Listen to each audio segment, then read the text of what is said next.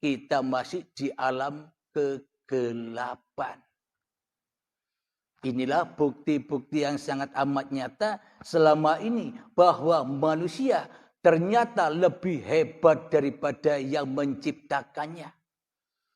Jadi untuk menyadari itu semua, untuk membalikkan tangan, untuk membalikkan fakta bahwa Allah lebih hebat daripada ciptaannya, maka ya wajib dilahirkan Muhammadnya. Siapakah Muhammadnya itu? Jadi Nabi Muhammad itu saya tunjukkan dulu hatinya Nabi Muhammad agar bisa kita tiru. Jadi Nabi Muhammad itu hanya diperjalankan oleh Allah. Hanya diciptakan oleh Allah. Subhanalladzi asra bi'abdihi lailan. Maha suci Allah yang telah menciptakan hambanya.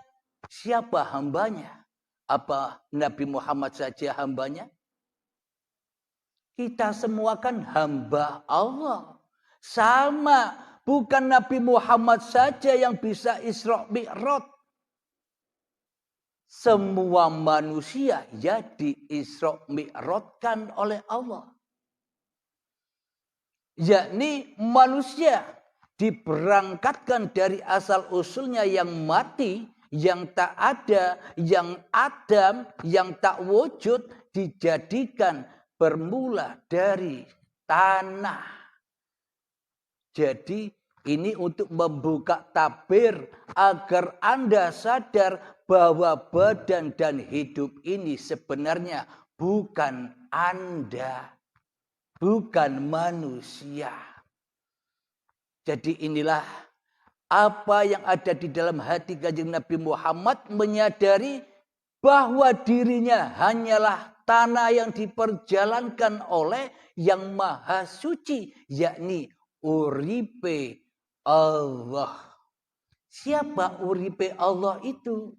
Uripe Allah, hidupnya Allah, hayatullah, ya hidup yang selama ini Anda aku akui sebagai hidup Anda, itulah Allah. Berhubung Anda merasa lebih hebat daripada Allah, maka hidup dan badan Anda aku akui sebagai ciptaan Anda selama ini. Iya tidak? Alhamdulillahirabbil alamin. Kemudian Nabi diperjalankan. Jadi Nabi itu maknanya ya seluruh manusia itulah yang dikatakan utusan Allah. Diciptakan Allah, digerakkan Allah, disuruh Allah. Sejak dari tanah sampai menjadi bayi. Jadi yang dimaksud Masjidil Haram itu ya tanah yang suci. Diberangkatkan oleh Allah Isra sampai menuju ke Masjidil Aqsa alladzi barakna.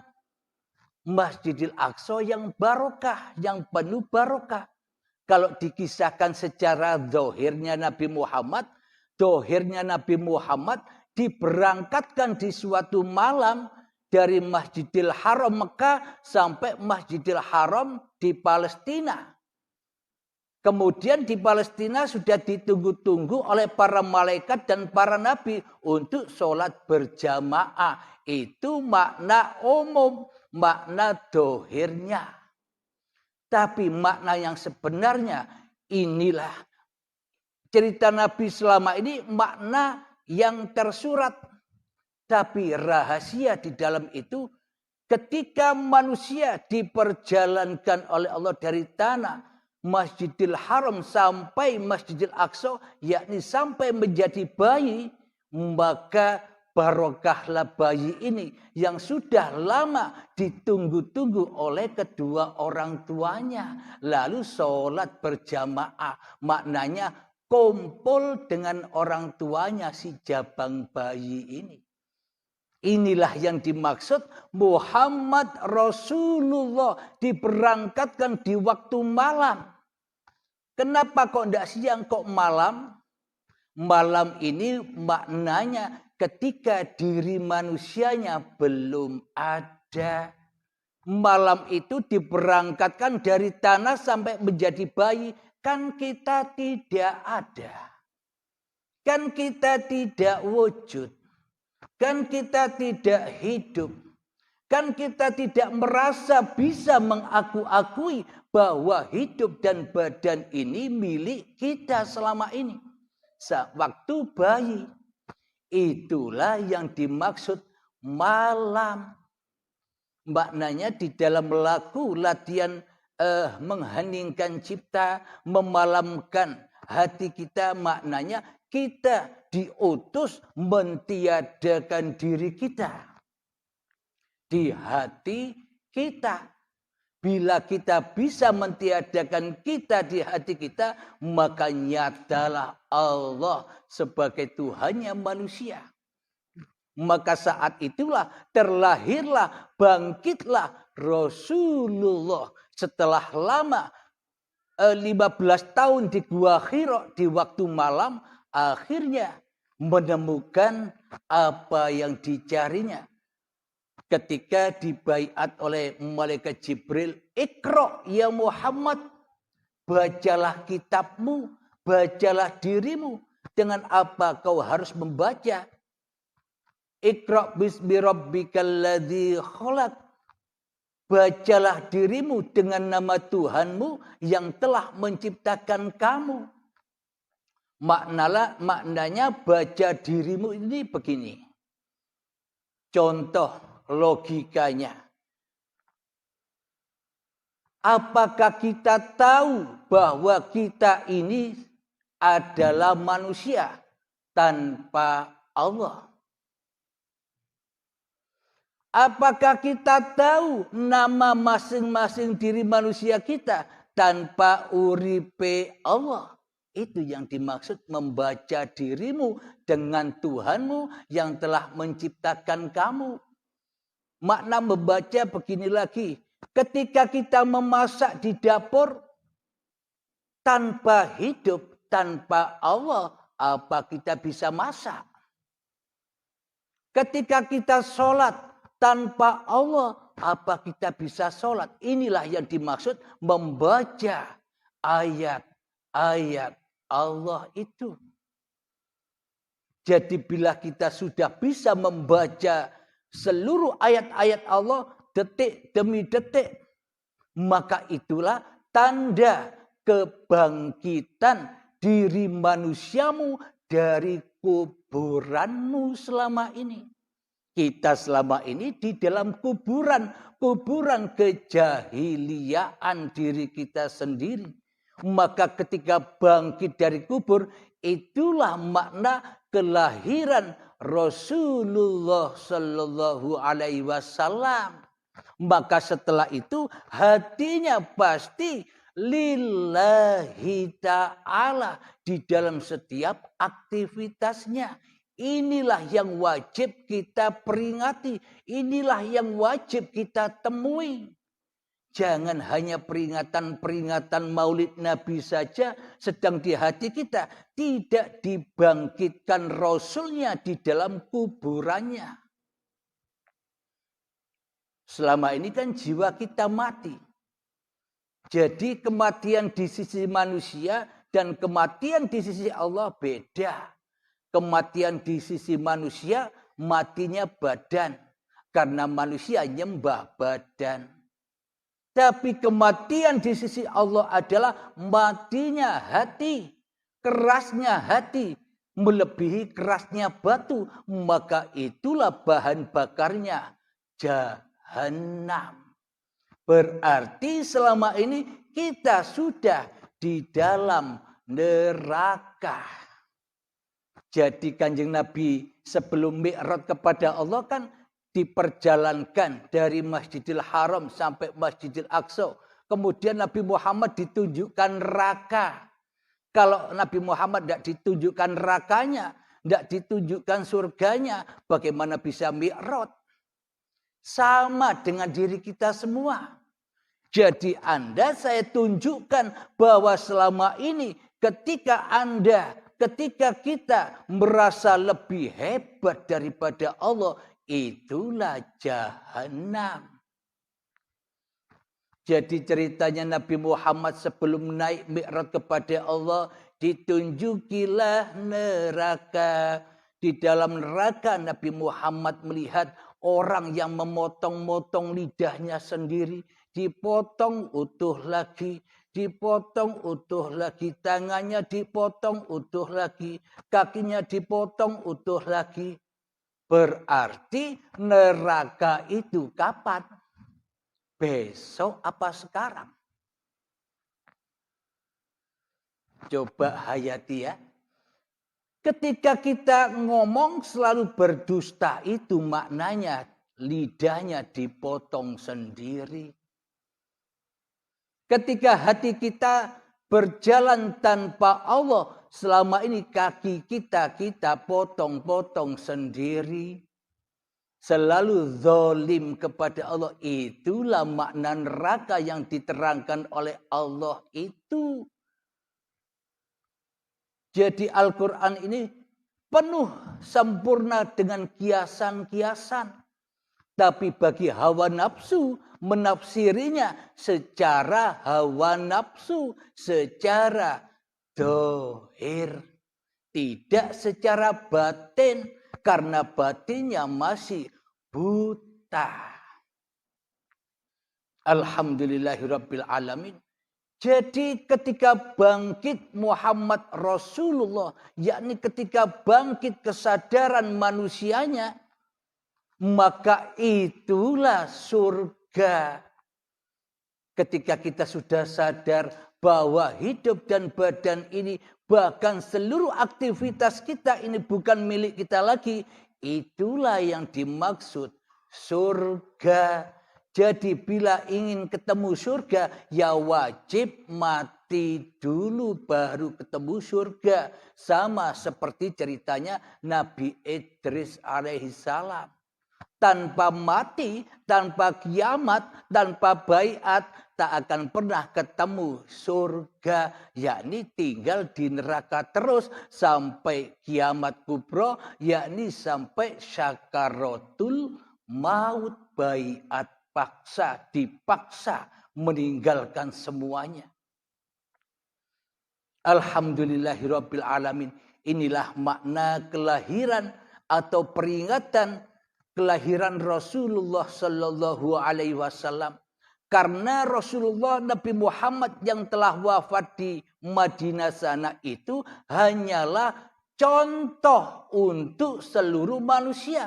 Jadi kita ya harus mencontoh seperti Nabi Muhammad. Jadi apa? Jadi Rasulullah. Jangan mau jadi Rasulnya hawa nafsu. Jangan mau jadi Rasulnya iblis dan setan yang merasa lebih hebat daripada Tuhannya selama ini. Jadi alam neraka itu apa? Ketika kita kumpul dengan iblis itu neraka. Siapakah iblis dan setan itu? Kata para manusia pada umumnya iblis setan itu goib. Tapi kata Allah di dalam Al-Quran, Inna syaitana lakum aduwwum mubin. Sesungguhnya setan itu adalah musuh yang nyata bagimu. Coba cek di hatimu, siapa yang wujud? Allahkah atau dirimu? Bila dirimu yang lebih wujud daripada wujudnya Allah, ya Anda, ya kita inilah iblisnya. Kita sendiri inilah setannya, tapi tidak terasa. Bagaimana mungkin kita bisa berperang melawan setan, sementara yang jadi setan ya kita sendiri. Ya tidak bisa. Jadi peperangan fisik secara fisik zamannya Kanjeng Nabi Muhammad itu kecil. Tak ada bandingnya dengan peperangan akbar. Yakni apa? Melawan, berperang dengan hawa nafsumu sendiri. Nah, jadi kalau sudah tahu musuhnya begini, ya kan gampang berperang.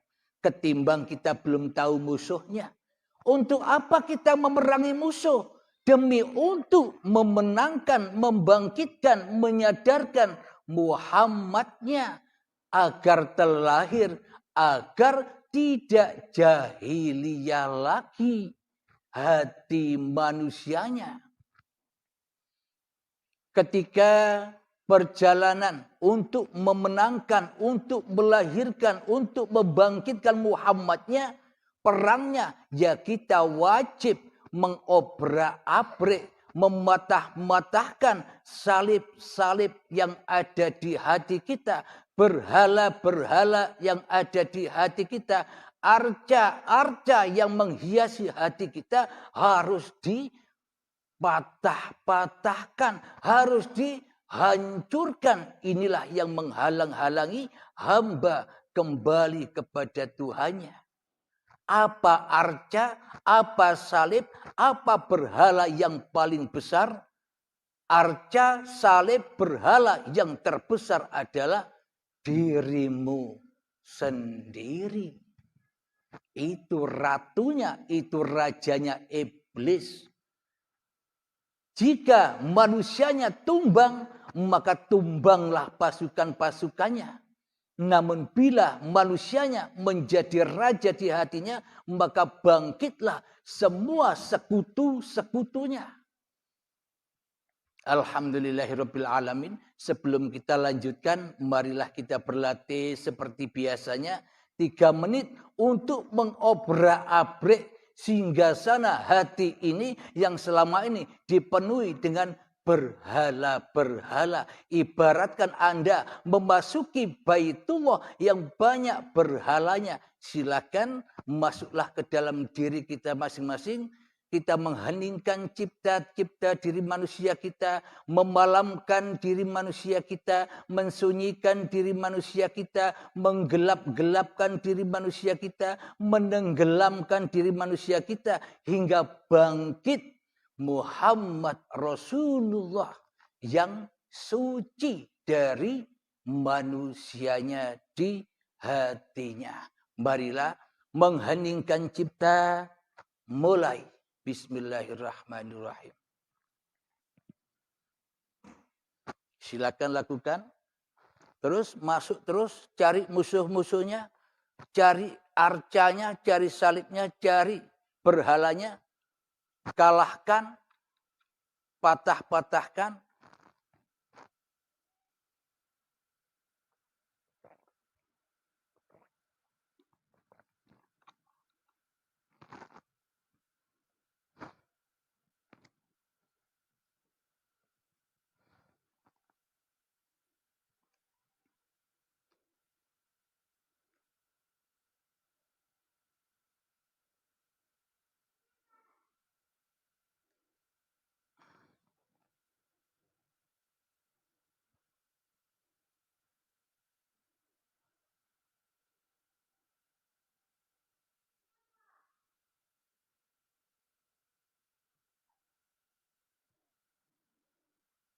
Mengheningkan cipta selesai. Alhamdulillahirabbil alamin. Untuk apa kita mengheningkan cipta-cipta manusia kita? Untuk apa kita bertapa, berzuhud untuk membersihkan diri dari kemanusiaan kita agar suci kekuasaan Tuhan di hati kita. Agar lahir Rasulullah, bukan lahir Rasulnya iblis. Selama ini kita menjadi Rasulnya iblis, tapi tidak terasa. Agar apa itu kita lakukan? Agar kita bisa bertemu Kanjeng Nabi Muhammad secara nyata. Agar bisa bersyahadat. Mari kita baca di dalam surat Al-Anfal ayat yang ke-17. Bismillahirrahmanirrahim. Walam taqtuluhum walakinnallaha qatalahum wa ma ramaita idh ramaita walakinnallaha rama waliyubliyal mu'minina minhu bala'an hasana innallaha sami'un alim. Yang artinya, maka sebenarnya bukan kamu yang membunuh mereka, melainkan Allah yang membunuh mereka. Dan bukan engkau yang melempar ketika engkau melempar, tetapi Allah yang melempar. Allah berbuat demikian untuk membinasakan mereka dan untuk memberi kemenangan kepada orang-orang mukmin dengan kemenangan yang baik. Sungguh Allah Maha mendengar dan Maha mengetahui. Mari kita kaji ini. Jadi untuk apa kita berlatih hening? Untuk apa kita berlatih mensucikan, memalamkan diri kita supaya kita bisa berjumpa Allah di dalam kematian kita.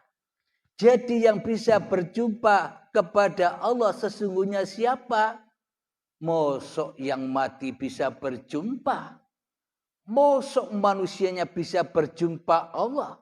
Tidak mungkin Muhammad bisa berjumpa Allah. Tidak mungkin Musa bisa berjumpa kepada Allah. Tak satu pun manusia bisa berjumpa kepada Allah bila tidak mati dulu. Berarti kalau sudah mati, mana mungkin bisa jumpa. Jadi yang jumpa Allah ya Allah sendiri. Araftu Rabbi bi Rabbi. Aku mengenal Tuhanku dengan Tuhanku. Berarti yang mengenal Allah ya zatnya sendiri. Dan berarti yang mengenal seluruh ciptaannya ya Allah sendiri. Berarti manusianya bersahadat kepada keadamannya. Manusia hanyalah bisa bermakrifat kepada ketiadaannya. Maka nyatalah, maka wujudlah ma'rifatullah. Alhamdulillahirabbil alamin. Ketika sudah wujud ma'rifatullah, inilah yang dimaksud mi'rajnya Kanjeng Nabi Muhammad, mi'rajnya seluruh manusia. Inna lillahi wa inna ilaihi roji'un. Jadi perjalanannya, ceritanya, kisahnya Kanjeng Nabi Muhammad itu adalah kisah seluruh manusia. Dunia ini panggung sandiwara. Alhamdulillahirabbil alamin. Semoga saya khususnya dan semoga kita semua senantiasa diberi kepahaman, senantiasa diberi hidayah untuk selalu mengaplikasikan di hati kita semua. Amin ya rabbal alamin. Dan semoga kita termasuk golongan Muhammad Rasulullah yang nyata kewujudan Allahnya di hatinya daripada kenyataan kewujudan hawa nafsu kita di hati kita. Sebelum kita akhiri, marilah kita gemahkan salawat zalimin daf'ul bala agar hati kita tidak zalim lagi kepada Allah. Allahumma shalli ala sayyidina Muhammad وأشقي لي ظالمين بظالمين اللهم صل على سيدنا محمد وأشقي لي ظالمين بظالمين وأخرجنا من بينهم سالمين وعلى آله وصحبه أجمعين الحمد لله رب العالمين اللهم يا قاضي الحاجات اللهم يا مجيب الدعوات اللهم يا رافع الدرجات اللهم يا محل المشكلات اللهم يا شافي الأمراض اللهم يا كافي المهمات اللهم يا دافع البريات اللهم اختم لنا بالإيمان اللهم اختم لنا بالإسلام بجاه سيد المرسلين ربنا آتنا في الدنيا حسنة وفي الآخرة حسنة وقنا عذاب النار وصلى الله على سيدنا محمد وعلى آله وصحبه وسلم والحمد لله رب العالمين آخر كلام السلام عليكم warahmatullahi wabarakatuh.